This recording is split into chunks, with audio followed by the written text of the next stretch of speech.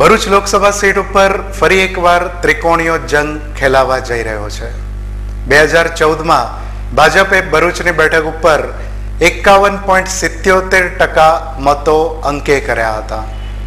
ભાજપે મનસુખભાઈ વસાવાને સતત છઠ્ઠી વાર રિપીટ કરીને પોતાના વિજય રથને આગળ ધપાવવાની નેમ રાખી છે, તો કોંગ્રેસને ભરૂચની બેઠક ઉપર 2009ના પરિણામમાં થોડા સુધારા સાથેની સ્થિતિની અપેક્ષા છે। એટલે કે 2009માં કોંગ્રેસ તરફથી નવા સવા મનાતા અઝીઝ ટંકારવીએ 37.87% અને ભાજપે 41.5% મતો મેળવ્યા હતા। તેથી મતોની ટકાવારીનો તફાવત માત્ર 4% જેટલો રહ્યો હતો। એ વખતે પણ છોટુભાઈ મેદાને હતા જ અને તેમણે 8.5% જેટલા મતો મેળવ્યા હતા।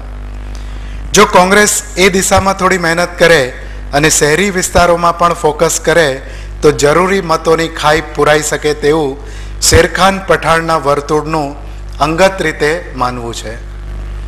2014 તો નરેન્દ્ર મોદીના રાષ્ટ્રીય ફલક ઉપરના ઉદયનો સમય હતો, તેથી કોંગ્રેસ તેને ભૂલી જઈ પોતાનું લક્ષ્ય 2009ના આંકડા ઉપર સ્થિર કરી રહ્યું છે। ટૂંકમાં થોડો ભૂતકાળ જોઈએ તો વર્ષ 2004માં ભાજપને 44%, કોંગ્રેસને 33.4% અને છોટુભાઈને 16.39% મતો મળ્યા હતા। વર્ષ 2009માં ભાજપને 41.5%, કોંગ્રેસને 37.87% અને છોટુભાઈને 8.49% મતો મળ્યા હતા। મતલબ કે ભાજપના 3% મતો ઘટે તો તે કોંગ્રેસમાં ઉછાળ લાવે છે। છોટુભાઈ પણ મહત્વનું ફેક્ટર છે જ। આ સ્થિતિમાં પરંપરાગત મતદારો તરફે વધુ ધ્યાન આપી મહત્તમ મતદાન થાય તે માટેના સૌ પક્ષોના પ્રયત્નો રહેવાના છે।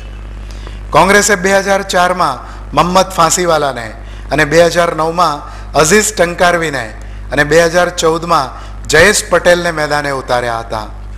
આ વખતે ફરી લઘુમતી સમાજનો યુવાન મેદાને છે, તેથી આંકડાઓ પણ 2004 અને 2009 જેવી સ્થિતિની વધુ અપેક્ષા રખાઈ રહી છે। જોકે આ સમય દરમિયાન નર્મદામાં ઘણા પાણી વહી ગયા છે, તેથી હવે શું થશે તે અંગે રાજકીય નિરીક્ષકો પણ પ્રચાર પ્રસારની ગતિવિધિ ઉપર બારીકાઈથી નજર માંડીને બેઠા છે। ભાજપને 2014નું પરિણામ રિપીટ કરવું છે, તો કોંગ્રેસને 2009ની સ્થિતિમાં સુધારાની અપેક્ષા છે।